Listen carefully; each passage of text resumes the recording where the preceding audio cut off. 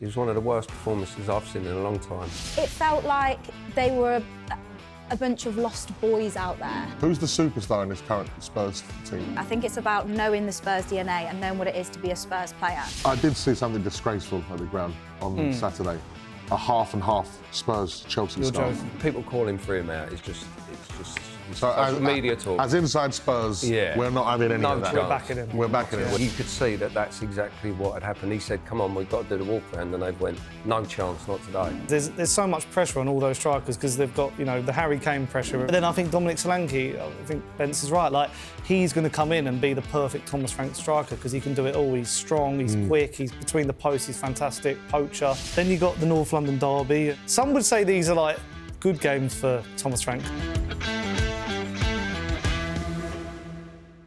Hello and welcome to Inside Spurs, sponsored by talkSPORT Bet, talkSPORT's dedicated Spurs show, where we talk all things Tottenham Hotspur. My name's Majestic, and I'm joined by two Spurs supporting talkSPORT colleagues, Sonny Snelling, who you also know from Sonny Talks Spurs, and welcoming to the show for the very first time, and probably not the last, Maya Graham, plus bringing the chaos once again. It's a big welcome back to former Spurs, probably the biggest player in Europe ever, David Bentley.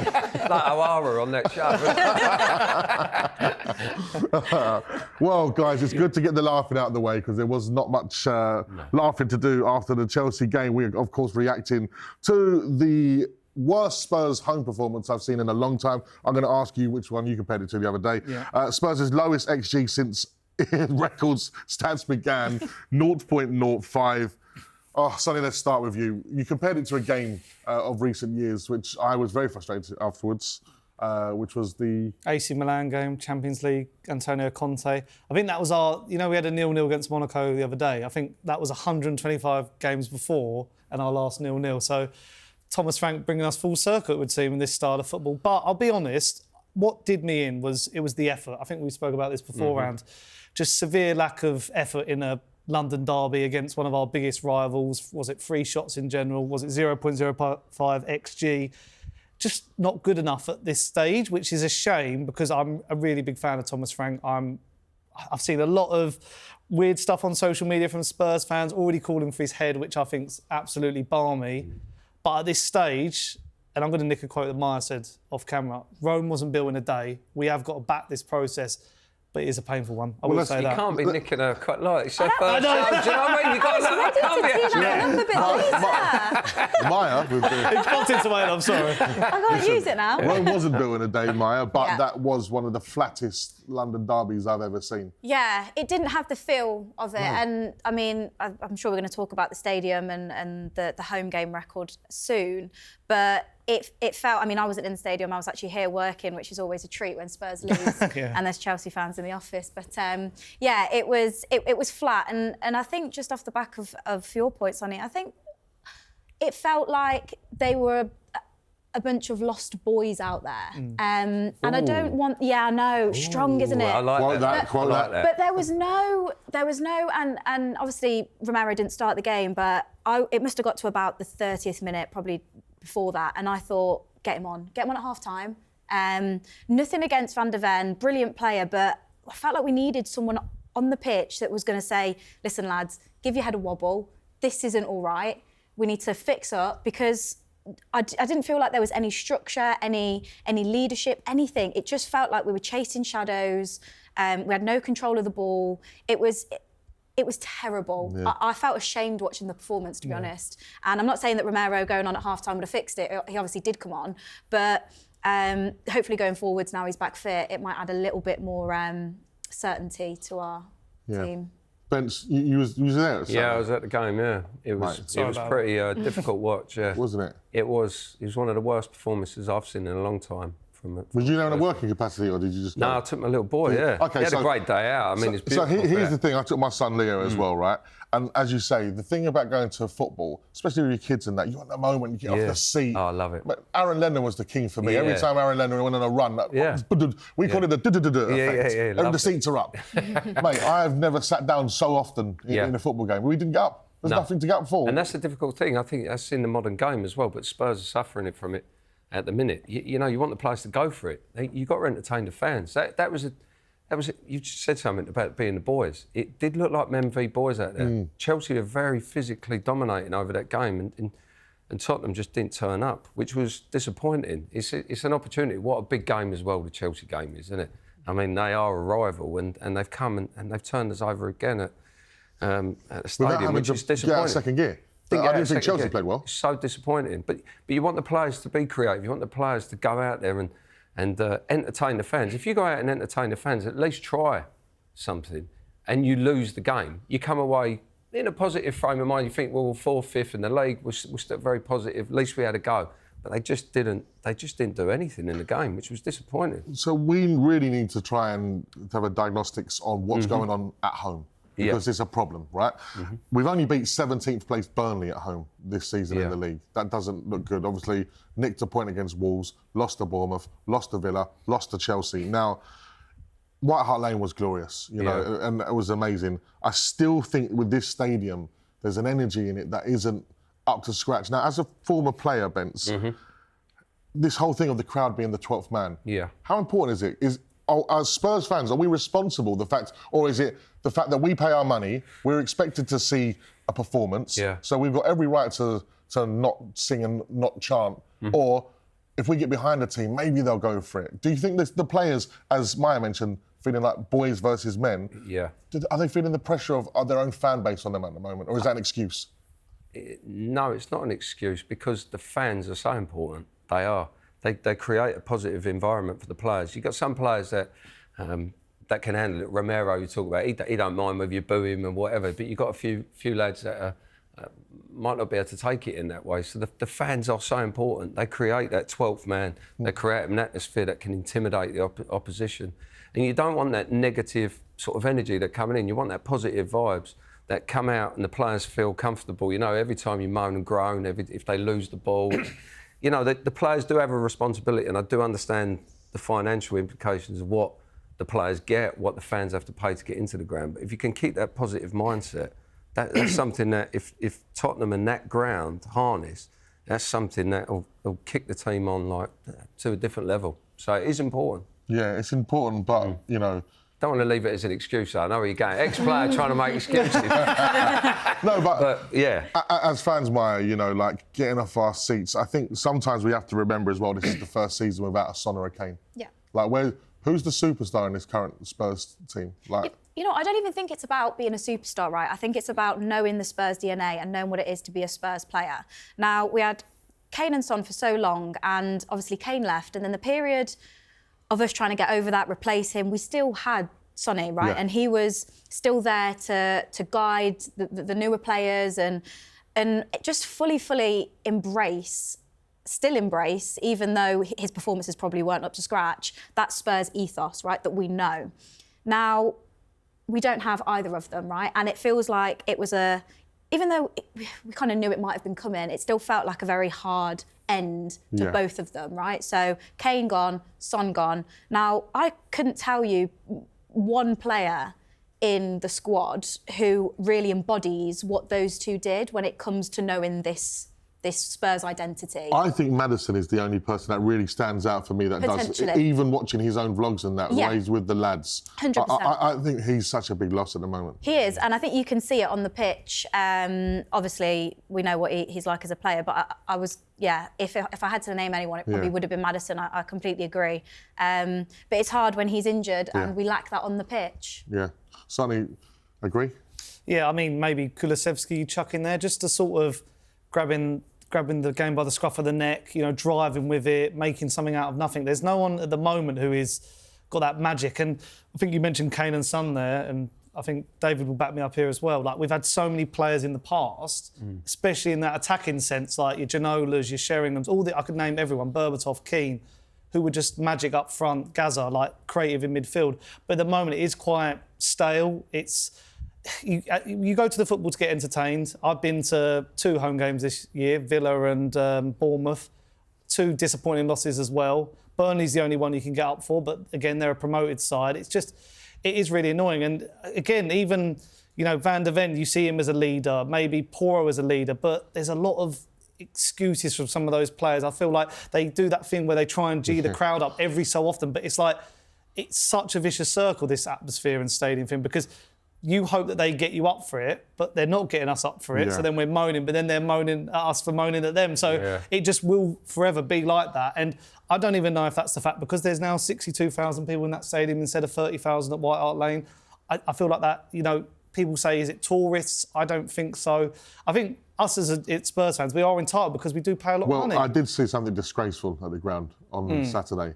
A half and half Spurs Chelsea You're scarf. joking. No, I saw You're joking. I saw a lady. I saw a lady in a very nice posh bit of the ground. Oh, that's why then, yeah. With a glass of bubbly and that scarf on. I was like, the game's gone.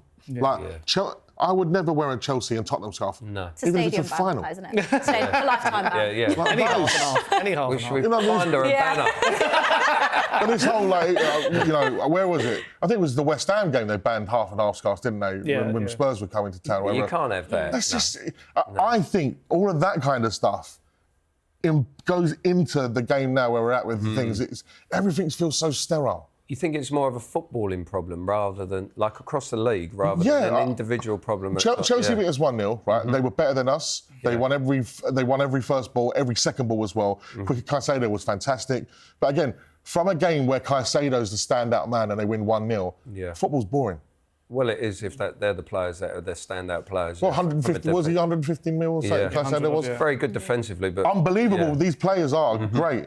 But that shows where football are. But he didn't have much to do, did he? Like, there wasn't really. I mean, he was great, but there was no moment where I thought, right, he's really bullying us off the ball that much. And I didn't see anything even from them that got their fans off the seats. It was like, in general, like, you know, it's funny that you mentioned going to the game and getting off your seat, because I've been to games where Spurs have lost and you've walked away from it and gone, it's a good game though, isn't it? Good game though. Yeah, but that's, from a fan's perspective, that's all you want from a kid. When you take kids, they want to be entertained. Not really the result. The results matter in the end, but as long as you're coming away and you are entertained, there is a balance there that has to be had. Like, from a visual perspective, that has to. But then, Maya, is that why Spurs fans and in general have been criticised and for being almost, because, you know, obviously before winning the trophy last season, saying, oh, the Spurs way and wanting to win. You don't want to win. Like, now we're in a position when we had contests like, right, win. You're sometimes going to win ugly and, you know, might not have much of the ball, but you'll counter-attack. Like I mentioned, that game I think about was when we lost to Arsenal 5-4 at home. Jermaine Defoe with a couple of bangers. Great game of football, great. After we walked away, we lost, but it was great.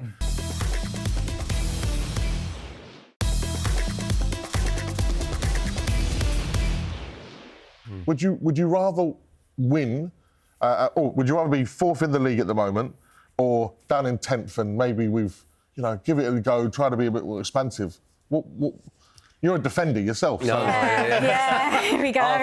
Look, elbows. It's hard, right? You can't have your cake and eat it, OK? So last season, where, you know, it was high line, high press, and we were losing games maybe 4-3. But we were like, great performance, but we conceded 3 goals and we still lost. We conceded 4 goals and we would have still lost the game. It's OK because we scored 3. Now, you've got more settled performances, more defensively assured performances, which as a defender I do appreciate, but they're not that pretty to watch. And now it's like, well, I wish we were playing the football we did last year. So you're not going to please everybody. But I think, going back to my original quote, Rome wasn't built in a day. Call it, claim it back. You can have it. I do think that there was a number one job for Thomas Frank to do when he came in, and that was exactly. And we're 10 games in, and I'm not saying that it's fixed, but he's already made progress doing that. Look, there's clearly a problem at the other end of the pitch. That's fine. That I'm sure will start to click and be addressed. But for me, I just needed to see us just defensively, just to be a little bit more assured and just go into a weekend thinking that we're not going to concede 3 goals today. Like, that genuinely is what I used to think. Yeah. Like, it was crazy. And now I don't have that feeling. And look, it's not great at the other end of the pitch. That's fine. That'll come. Hopefully players start clicking and things start coming together and players start finding their form. But for now, I don't mind. I'm not saying I'm happy with it, but I don't mind the football. Not at the other end of the pitch, but defensively, yes. I agree. When you watch Spurs now, you don't feel like, we're going to concede well, we did concede a stupid goal against Chelsea. That's when it becomes a bit problematic because we haven't seen us do that in recent times. And of course, on this show in particular, on this channel, we've been critical of Vicario. So let's just bring him in critically because the last 3 games he has been our best player. Yeah, he did well. I was impressed with him. He's been really good. The last 3 games, if it wasn't for Vicario, there'd be different stories. The Monaco game, unbelievable. Everton as well, saved some great shots. And it should have been maybe 3-0 to Chelsea if it wasn't for Vicario. So that's a positive. He's gone in the right direction where everything else has gone the other way. We've got to talk about Xavi Simons, though, because I was really excited to see Bergwijn start for Spurs. I like him a lot. And I thought maybe he is someone that could have been that little link in between going from defence into attack. Subbed after 5 minutes from concussion, I think it was. Xavi Simons comes on. He's already not starting, so in his head he's been dropped. Comes on, he's lacking in confidence. What did you make of his performance, Spence? I thought it was very poor. It was poor, you can't deny that. He looks, he doesn't look physically sort of at it or capable at the minute. It was maybe similar like to when Modric come through the door, actually. And I'm unsure about his position because he's playing him on the left. I'm not too sure whether he needs to sit in the hole, play the 10 role, and whether he needs to be sort of getting on the ball and linking play a little bit more rather than attacking his fullbacks. He just didn't look capable of doing it. Can I bring you back to that Modric point quickly, please? Because, of course, we all think of the Ballon d'Or winning Luka Modric. But what was he like when he first came to Spurs? It took him time to adapt. You could tell he physically wasn't sort of up to where he needed to be. He needs to be in and around them sort of training environments, you know, feeling that sort of pressure from a Premier League player. Physically, it's completely different. And how long did that take him? I think it took him sort of 6 months to find his feet. Yeah, I think. Because I think we look back at his time with rose-tinted glasses and we remember all the good things. I mean, he's unbelievable. One of the best players I've ever played. I think he really came into his own in that game against Liverpool when he scored that top bins, and then from there it was just a different Luka Modric. So you're saying we know Xavi Simons has got talent. Undeniable. And he's a young player as well. So I think fans may be getting on his back too early, maybe? I think a little bit early, yeah. I think you've got to give him time. You can't watch that game and say he wasn't poor. He had a poor game. Every time he received the ball, he looked frightened to receive the ball. Like Maya said. Yeah, he looked frightened, which is normally what you get from a young player. But he's undeniable talent. He just needs time, and I think his positioning. If you're playing him on the wing, he didn't look like he was a guy that would attack his fullback and get across him. Seems more of a link player, and so there might be a positional problem there. So then he looks like he's just not. He's in different areas where he's receiving the ball and he's not comfortable. But I think he needs time. I think if you give him time, don't get too frustrated with him and allow him to develop. But that, when you've got 70 million price tag, it's a hard position to be in. You need to hit the ground running. You're going to get criticised. Sorry, we've already mentioned in other clubs like Florian Wirtz is coming to Liverpool at a big price tag. One of the most talented players in Europe hasn't hit the ground running. Should we take that into context as well? The Premier League is a completely different ball game when it comes to playing football and how much time you get on the ball. I think we have to take a few things into consideration because, like the fact he's come in as our only fit 10 because. Maddison and Kulusevski are injured. So he hasn't got the luxury of, swapping out with them, which would have been the ideal case. And then also the Morgan Gibbs-White and Eberechi Eze situation hasn't helped him because it looked like he was the third choice. I mean, a lot of people were happy with the transfer because of where his ceiling is, but you've got to admit maybe Morgan Gibbs-White and Eberechi Eze are more proven in the Premier League and English football. There's moments in his game where you do look and... I mean, you look at I don't watch a lot of Bundesliga football, but from what I've seen, you get a lot more time on the ball. The pressing's not as high. I said before we started filming, there was a goal that Florian Wirtz scored last year for Leverkusen. He's got all the time in the world and he's just able to shoot from 30 yards out. I think we saw Xavi Simons do that a few times for Leipzig. It's frustrating because it seems like a lot of those Bundesliga players have come over and are really struggling. Look at Jeremy Frimpong as well. Even Nick Voldemar got subbed off yesterday at half-time for Newcastle. So there is the problem with modern football is we're so impatient. I think I've seen people say on talkSPORT the last couple of weeks, Drogba, Henry, they all took time actually to embed, but because of social media, because of memes like 007, even though he has already got an assist, because people forget he did actually get an assist against West Ham and it was a really good corner that he took. People just run with all this they're zoning in on every crossfield pass, it's going out. He has got potential and he's shown against Brighton, he came on and he changed that game a lot and he showed some good creativity. But I think just at the moment there's a lot of, and Maya and David have said it perfectly, I think the person who's going to be most frustrated with Tottenham at the moment is Thomas Frank because this doesn't even look like a Thomas Frank team.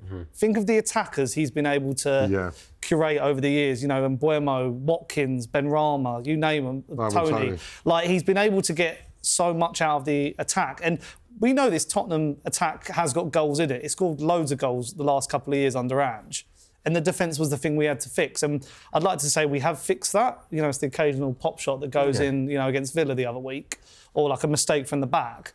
But I just don't sit there thinking we're going to concede. But I do have faith that Xavi Simons is going to come good. And I also don't think it helped he's called Xavi. Maybe like if his name was John Smith, no one would be like... John Simmons. No one would say anything. Because he's got Xavi in there, it's like we expect him to be, the Mazia graduate. The Standard have called the worst night of the Frank era, Maya. I've seen a lot of Thomas Franks out already. Where do you sit with that? With the Rome was a bit in a daze. Oh, God. 10 Premier League games in, Frank out.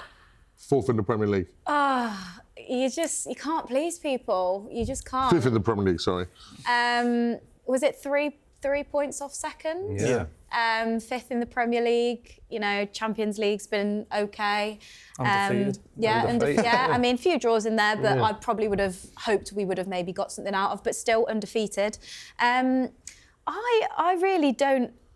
Sometimes I can sympathise with people who scream for a manager out after, when something might be a little bit reactionary. But I can't even understand, like, in any world, why you'd be calling for his head at this point. Like I previously mentioned, there's a lot of things to address with this football team. And for me, number one was, shoring up at the back. And that's what he's coming and he's focused on doing, clearly. I think... No one's ever going to be 100% happy, right? People are always going to be frustrated and annoyed with whether that's, Xavi Simons or just the attack in general or, playing out from the back, whatever it is. But I think overall, there's still a lot to be positive about. And I think sometimes fans forget that and they let the negative overshadow the positive. Personally, I'm really happy with Thomas Frank. I really like how he's come in. I mean, I liked him anyway at Brentford, but he seems like a cracking bloke, the way he dresses the media. And I just think, look, nothing, I don't want to speak ill of Ange, she's not here anymore, but I think towards the end it did get quite toxic. I'm sure, as we can all appreciate. I'm not a clown. Until the trophy. But it just, Thomas Frank feels like a breath of fresh air, and it's been 10 games and people are getting ahead of themselves, and I'm just not here for it. I think there's probably a bit of an overspill from the Ange era at home, Bents, that people are frustrated with. It's good to ask you this because you wasn't invincible. Oh, no, don't bring that up. Do you think that with Arsenal doing so well and looking so strong with the strength and depth that they've got in their squad is adding to the frustration with Spurs fans? Because we always look at at the neighbours. Then surely that's when you come back and say, Arteta's process, 5 seasons, got to give someone time. Yeah, I think the frustrations are there. With Arsenal doing well. You've got Daniel Levy. The fans have got what they wanted. They've got him he's out. You've got Ange going and somebody else coming in. You've got a transitional period that the club's in. You've got to have time. You've got to have patience. You've got to allow that to sort of the dust to settle. But fans, they do get frustrated. I think with Thomas Frank, he's very articulate the way he deals with the media, which is great, which is better than where Ange was at, because I thought that was one of his downfalls. Ange started butting heads with the media and the fans suddenly, and then he created this negative, toxic environment. When we were going in these early days, the energy in the ground was unbelievable. Oh, it was, yeah. My kid was loving it. You were singing his song. Everyone was buzzing. It was that Ange ball, and he created that positive, and he quickly turned it negative, and it created a toxic environment, which that's what it does. It feeds down, it feeds into the fans, feeds into the players, feeds into the club. Perhaps there's a hangover from that. I think it's a little hangover, but Thomas Frank is very articulate, he's data-driven, he's unbelievable, he's focused on the small details. I think if people call him for him out, it's just social media talk. As inside Spurs, we're not having any of that. We're backing him. We're backing him. So Thomas, if you're watching, I know you're watching. I'll tell you what he will be articulating probably today, as we record this, is his displeasure of seeing Jed Spence and Van der Ven walk off the pitch and absolutely snub him. Let's start with you, Ben, the former player perspective, because you know, one of your most famous incidents in the footballing history for you. That's to come up again. Is throwing a bucket of water over the gaffer. Yeah. And that was in joyous celebration. It was. And I'm sure there might have been a bit of a rebuttal. Did you get told off for that at all? No, I didn't get told off. No, he didn't like it, did he? So he didn't messed up his Armani. I mean, you can't get it up there. No, but can you imagine? Have you ever been in a situation where you've had that with a manager? Yes. You come, okay. Well, you know what it is. I mean, at the game, seeing it, I know exactly what he was doing. Thomas Frank has got this way about him, which he feels like is the positive thing to do, is to go and clap the fans. Regardless of results. Regardless Absolutely. of results. Well, I do disagree with that. Okay. I think from a player's perspective, there was big boos at the end of the game. There's disappointment. I think you can go in and put your hand up and say, you know, you sort of get in the middle and you say, sorry, guys. You know, you can kind of have that connection. But I think going round, you know, doing the full lap, clapping and the abuse, you know, the guys that have stayed on, I think for the players is just not... You could see that that's exactly what had happened. He said, come on, we've got to do the walk around. And they've went, no chance, not today. Not doing it, because you don't like to see that. You're in the zone, you're a wide-up footballer. It means a lot to every player. I've never played with a player, really, that doesn't want to win 100% and doesn't get... You know, wears his heart on the sleeve. There's not many players. That's what Cotton. Yeah, I was going to say that came to mind. That's what Cotton. I don't even like football. No, even him, he loved it. You know, I knew that from the first day of training with him. He's two-footed, mate. Yeah. But you can see that. I think he has to deal with that. I think communication's key now to dealing with that situation. And I look back on when I played, communication, if it breaks down, it could become a bigger problem. So he needs to deal with it with the press. He needs to deal with it with the fans, and he needs to straight away deal with it with the two players, to sort of nip it in the bud. It happened, and sort of get his sort of perspective. But I'm not too sure about that. If you lose in that manner, to go around...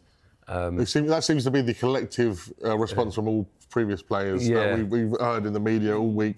As a fan, what did you make of their behaviour? I feel like you kind of can't do right for doing wrong in this situation, because if the players don't go and clap the fans, it's, well, you put in a performance like that, you can't even appreciate the fans. And if they do go and clap the fans, it's, well, you put in a performance like that. Exactly. Yeah. So it's like, how do they win? But in terms of the Jed Spence and Van der Ven with Thomas Frank, look, I can't even begin to imagine how difficult it must be when, you know, you live and breathe football, this is your job, this is what, you know, you literally live for it. And to come off the pitch after a performance like that and a game like that, I can't even begin to imagine how frustrated, how devastated they were, mostly with themselves. And, you know, I can only compare it to when I play in, you know, Sunday League football. It's horrible. I just want to get off the pitch. I want to go to the changing rooms. It's embarrassing. You feel embarrassed. It's horrible. Yeah. And I think the difference, though, me speaking about my situation playing Sunday League and them, you know, I don't have a duty to the 10 fans that turn up at my games. I mean... Well, maybe I do, sorry. But definitely not as much as, you know, the players that play in professional football in the Premier League do to, you know, the 60+ thousand fans that are in the stadium. And look, I don't like how they reacted. I don't like the disrespect that was shown towards Thomas Frank when all he was trying to do was ush them back onto the pitch. But I do sympathise with them. His look back lingered. Yeah. It was like The Office, wasn't he? He was such a little zoom in. Lingered. I like that. Yeah, I was thinking what he was thinking in his head, because I know that obviously he dropped Basuma for being late for training. Like, this guy obviously seems nice, but I think behind it, if you want to mess with him, he can certainly, you know... I think everyone's got this stereotype. Like, I've seen people saying he's not got that authority. I think the other day he was eating a banana at half-time. Like, there's already little murmurs of, like, he's not... Like, Ange seemed like he ruled with an iron fist sometimes. The only thing I'd say is it's probably the reaction has been the two players, who it was in particular, because if anything, they were probably at fault for the goal. Yes. So they probably owe it to an extent to give the fans an apology and say, you know, maybe we made a mistake, you know, pass that for the bat. Stick yourself back in the penitentiary yourself, Spence. Maybe meet in the middle, just come into the centre circle, clap like that and then come back out. You don't have to do a whole lap, because, I feel like it's just because the little look back from Frank as if to say, oh, come on, like, we owe the fans this. And maybe that's Frank trying to keep fans on side as well.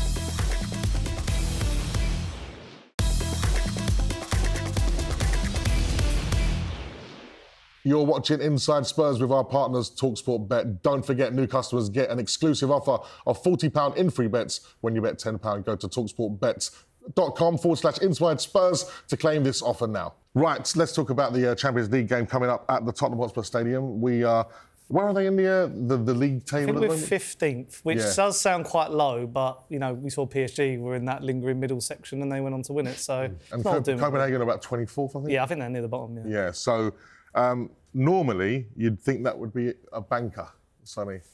I mean, it's Tottenham at home, isn't it? So we never know nowadays. Maybe we'd rather play in Denmark, but it probably is. I mean, David said it earlier. I'm nicking people's quotes again, but that was a minute. Sonny Stealing. Yeah. Sonny Stealing is his new name. Well, we called it the banker. Like, it's probably like a nice game to have in between Chelsea and Man United. And I just think we need to go out and get a statement victory, maybe even play quite a strong team or get some minutes in the legs of, certain players who haven't featured too much this season already. But you just hope that the likes of a Xavi Simons or a Kolo Muani can get their first goals, because I think we need those moments with some players just to get, I mean, it sounds silly, your first goal and all that, but it can get the ball rolling and we could go on to a run. And in the Champions League, I think in this new format as well, if you win your home games, your 4 home games, and even just get draws in your away games, and we've got PSG and Dortmund to come as well, I think you'd be pretty fine. And as we've said already, we've drawn the 2 away games already, 1 against Villarreal at home, even though they weren't pretty. But that would be the perfect result in the end. Romero, Odobert and Odogi all returned from injury, Maya. You mentioned Romero, you wanted him on from half-time. Obviously, he's got a start, I think, once he's on the pitch. Yeah. Even moving forward, we look a bit more assured with Romero. Yeah, 100%. And anyone else you would look at that game thinking, right, we must start them? I'd start Doggy, personally. I'd drop Spence. That feels a little bit reactionary. Look, I'm one of Jed Spence's biggest fans. Really, really like him. So much so you've dropped him? Yeah. It's ruthless over here, isn't it? That's why I'm not a Premier League manager. However, I think we spoke about it and the balance of the team and him being a right-footed player on the left side. And as well, I don't think recent performances have been incredible from him. I'd agree with that. So he set a high bar. So and now we're feeling the drop-off. And I feel like when that happens, and you've got a player sat waiting on the bench that is his actual position, get him back in. I'd start a Doggy. As for Odobert, I'm torn with this one. He frustrates me a little bit. I feel like he's got all the qualities to be a really good player. And I'm not saying that he isn't, but I feel like, he just lacks that end product. Yeah, exactly. But then the question is, what does that attack look like? I probably wouldn't start him. No, but I'd definitely start the other 2. Yeah. Bence, we are struggling up top at the moment. Yeah, we are, yeah. I thought Muani was trying his best on Saturday to do something. He was running a lot. Yeah, I do like him from that point of view. Yeah, but it just felt like he had 0 service. Would you start him or Richie? I think I'd start him. Yeah. Yeah. I think Richarlison, he's when we talk about frustrating players, he tries his hardest, doesn't he? He gives a lot, even when he gets... Gives a lot of that. He gives a lot of talk, and that, I do like that, but you just want to see a little bit more quality with his hold-up play, his link-up plays. He's quality on the ball. Even when he chooses to pull the trigger sometimes, I think. Why hasn't he done it then? I know, which is difficult for any team. When you look around the league, you put a top quality centre forward within that team, it just frees you up from. That's defensively and midfield sort of boys. When you've got somebody running the channels, that they can hold the ball up. They're occupying the defence. Pushing them back all the time. It opens up space. Yeah, we've seen a masterclass from Haaland over the weekend. Yeah, Haaland just shows the levels of centre forwards, and that again we harper back to Harry Kane. We were so lucky that for that period of time we had he's there. It's fine. You don't understand when the player's doing that for your team like that, and they're doing work which you sometimes don't see. He's occupying the defenders, running the channels. And I do think that's why we're missing Solanke a lot. I think he does a lot of work that people don't necessarily see. 100%. I think he's a prime example. When you take him out of the team, like we're going to go up a level with him in the team. Yeah. But yeah, it's a difficult one from a centre forward point of view and across the team. He's going to have to make changes, but we've got so many injuries, which is which is difficult on him making them decisions and who he puts in and how you're going to have a positive effect. Tell's ineligible because he's not in the Champions League squad as well, so that's not an option. So again, that forces his hand, as well as having 10 players 10, injured, you know. That's an unbelievable number, by the way, 10. We talked about last season being an injury crisis. Are we in an injury crisis here, Sonny? Yeah, it's just the other end this time, isn't it? Last year we were having like Dragerson and Davis at the back. Now we're just trying to get something together up top. And the thing is, there's so much pressure on all those strikers because they've got, you know, the Harry Kane pressure of like, this guy led the line, look how good he was, even though he's left 3 years ago now. You've got Richarlison, who started the season off quite well. Oh, we thought he was going to be R9. Yeah. Now he's dropped off again. And then you've got Colin Moani, who I think he's the best fit one available at the moment. But then I think Dominic Solanke, I think Bence is right, like, he's going to come in and be the perfect Thomas Frank striker because he can do it all. He's strong, he's quick, he's between the posts, he's fantastic, poacher. We're not creating enough for those strikers at the moment. I mean, we're not creating enough to get it into the 10 at the moment. So that's where it's all down to Kudus. Like, I mean, at the end of the day, you'd hope to rest Kudus in a game like this, but we might actually need him to pull a rabbit out of a hat because at the moment, you just don't see, I'll say, where the goals are coming from. You don't see where the chances are coming from. So, and Kudus looks like our best player at the moment in attacking sense. We saw Sarr, Palhinha and Bentancur play against Chelsea. Do you think for this one of those three is likely to be dropped? And if so, which one do you think were? Yeah, it's a huge imbalance for me when those three play together. I think Bentancur gets dropped personally. I feel a bit sorry for Sarr. Don't think he's got enough game time. No, he started the season so well, didn't he? Yeah, exactly. And then it feels like Thomas Frank really likes Bentancur, and not just that, but he likes playing the two of them together, him and Palhinha. For me, it worked well in the Everton game they played together, but apart from that, I've not really. It just doesn't feel. It just feels really imbalanced, to be honest. So I think if you have Sarr and Palhinha in there, I'm not dropping Bentancur because I don't like him or I don't think he's good football or whatever, but I just think there needs to be a sacrifice made in there. And for me, I would sacrifice him first because of purely how good Palhinha has been and how good we know Sarr can be. And I think those two will work well together.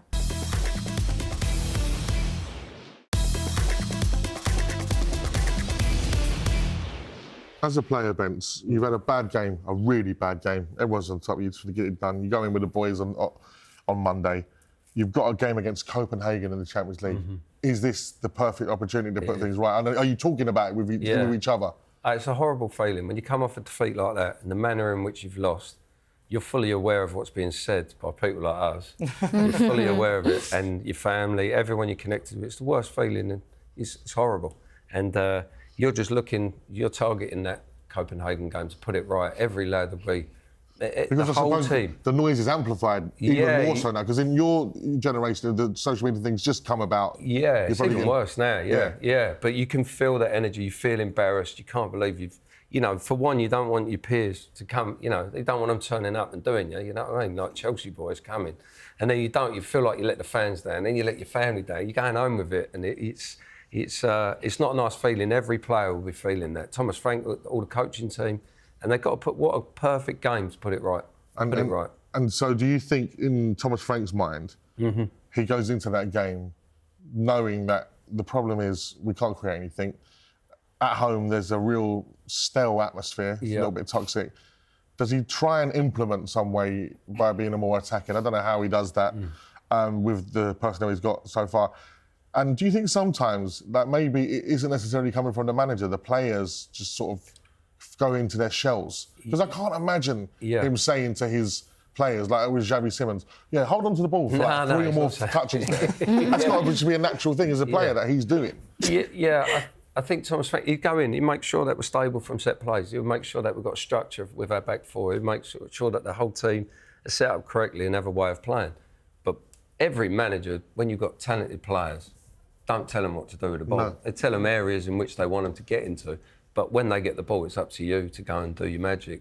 If you're the one that's obviously internally lacking confidence, it's a horrible place to be. You kind of hide in and you're not receiving the ball. This is a perfect game to go in, have a really positive attitude, turn them over 3-4-0. And really, as we know in football, how quickly that turns from a negative to a huge positive, leading into Man United. And you're going into that game top of the world and look, and then you can go and turn them over. Yeah, that's it. Like a 12:30 kickoff on a Saturday afternoon over Tottenham, always a bit of a buzz. You know, I think we go into the Manchester United game with confidence anyway after last season's, 4 out of 4 we beat them? 4 out of 4 in 3 different competitions. Yeah. Do you feel that if we get a negative result against Copenhagen, Sonny, that Manchester United game, the toxicity in that stadium was going to be unreal? I dread to think. I feel like there was maybe pressure going into this game because if United had beaten Forest, that meant if they beat us, the guy can cut his hair, can't he? Yeah. The United fan. So there was a lot riding on that game. I was thinking if we beat them and he can't cut his hair, we would have been perfect. But with Spurs, I just feel like at the moment we're all sitting here as fans questioning what the lineup should be. Like I bet Frank's like racking his brain thinking I need to, I really need to get a couple of winning runs now going because, you got Copenhagen, you got United who are in form, then you got the North London derby and you've got, PSG are in there as well the next couple of games. Some would say these are good games for Thomas Frank because he might, he likes having less of the ball against some of these teams, maybe like when he was at Brentford. But at home, you've just got to show a little bit more impetus going forward and create a bit more, especially with this United team. I know they've been a bit better of late. I mean, undefeated in 4. I still don't think they're great. I still think they're there to be had, especially with a back three as well. I just want our wingers to go at their, wing backs and their centre backs and really give them a game. And especially with our recent run of form against United, I'm more confident about that than Copenhagen. I don't know why. I think that's just how my Spurs brain seems to work. Very much so. I was on the sports bar weekend of the other week on talkSPORT with Carlton Cole after West Ham lost to Leeds. He done like a rousing speech to camera for the West Ham fans to get behind the team. Yeah. And all of a sudden, they beat Newcastle. There you go, so down to Carlton Cole. We need the Bentley version. Get sweet selves out, Thomas. Bentley, straight down camera 2. Tell her exactly what we need to do to go and beat Copenhagen on Tuesday. Right, Tottenham, all the boys, where are you? There you are. Come and listen to Uncle David. Oi, go out in Copenhagen, express yourself, get stuck in and get the result. 4-0. Bosh! There you go. If it works for West Ham and Carlton Cole, it should work for us. Right, before we finish, guys, we've been talking about creativity all show. Do you think we let Heung-min Son go too early? Sonny, I'll go to you first. It's a tricky one because I think technically on paper he left at the right time, winning that trophy. The way that we had the parade and all that, it made total sense. But I've caught a few of his games for LAFC. And he's still got it. He can still whip in a free kick, and he's the thing for me that I think he lost a bit of that edge, that pace, and willing to sometimes shoot. But I think he'd maybe be good up top for us, like through the middle, like what he was playing under Andy's first season, just a little bit of an extra option, and maybe that leadership quality as well. He was the only person now from that. The old former Spurs teams is Ben Davis, and even he's injured at the moment. So another one for the injury list. So it sort of is, you're worrying where these leaders are coming from. I think the problem is, I think Romero's been a really good captain, is my counter-argument to that. Yeah. I think he's really taken that mantle on well, showed his great leadership qualities, and it's sort of like, he's telling Richarlison to calm down now. Didn't think I'd see that ever. So it is it's really tricky. I think if you could have kept him as an option against Chelsea, if he could have come on last 20 minutes, I think he could have made something happen more than the likes of Odebear or Tell. Well, of course, Son is different class to what he's talking about, Odebears, etc. Yeah. So that is a much better option to have. Or are you happy that he went off into the sunset and he's doing his thing in LA? No, I'm so happy that he went. I think it was time for him to go. I think that he'd ran his Tottenham race and it'd come to an end, and he ended it in the best way possible. I know you talk about him kind of smashing it in America, but with all due respect, that's America. Yeah, and we all saw the performances towards the back end of his Spurs career. Yeah, but that was the whole team. I think every single player gets a bly under Big Ange, and you go again, and you go, let me see. The other thing I think of with the Ange situation is the way we played with such a high line, there was never any space for Sonny to do anything. I agree. It definitely didn't suit him for sure, no. But it just felt like, and I think that's why nobody was hugely surprised when he went. It was because it did kind of all feel like it was coming to an end. I'm also glad that he didn't go, to a rival in Europe. I think he's gone and done the right thing. The sun is shining over in LA. He's clearly enjoying his football. Another good quote, the sun is shining. I didn't steal that one, so... Yeah. Do you think we let him go too? Would you have kept him just a season or two too early? Yeah. Essentially. I heard he was carrying an injury last year as well. I don't know what it was, but I mean, he's unbelievable talent, and when you lose a player like that, it's a massive effect. I think in the dressing room as well, in the environment in the football club, I think he can produce moments of brilliance. You can see that he's done it over in America. I do understand it's not like you said, it's not on the level, but potentially the season or two too soon. But they've got the money. I don't know. But for the sake of what was 15, 16 million? Yeah. Something. Yeah, I don't know whether he was personally looking at that, or whether the injury was part of that. I do recall the season going into the Champions League Cup final. We sold Moussa Dembele in January. What a player. Post that Champions League, you've had people like Trippier come out and say, I remember in January when we sold Moussa, we looked round and he wasn't in the changing room anymore. Yeah. And that was a big thing for the players. Sonny, not being there around the boys? The environment's key. You see in 90 minutes on Saturday, I talk about it a lot. But when you're within that training ground, you're on the team bus, you're on the plane, you're in the hotel, you need the characters. They do drive like a decent atmosphere. They leave you comfortable, they leave you being able to do anything out on that pitch. And whether that's through humour or through just calmness or there's multiple ways of doing it. But that sort of character that's taken out of the dressing room is a huge hit. I mean, you can't underestimate it for one bit. That he's been in there for 10 years, producing them level of numbers. That amount of quality and his energy and his, because he's so infectious, isn't he, the way he is. You lose that from a team and an environment, it's massive. So that's 2 versus 2. So we need you guys in the comments to decide. Do you think that Tottenham Hotspur let Heung-min Son go too early? Me and David Bentley think they went too early. Maya and Sonny thought it was the perfect farewell. It was the perfect farewell for him and he's doing his thing. But, of course, MLS season closes soon. Could be a little loan deal to be had. If they're talking about AC Milan or something like that, why can't he come back to Tottenham? 100%, that's what I think. Right, thank you very much, guys. That's all we've got time for this time on Inside Spurs. A huge thank you to Sonny, Maya and David. We'll be back next time after the Manchester United game. Until then, up the Spurs.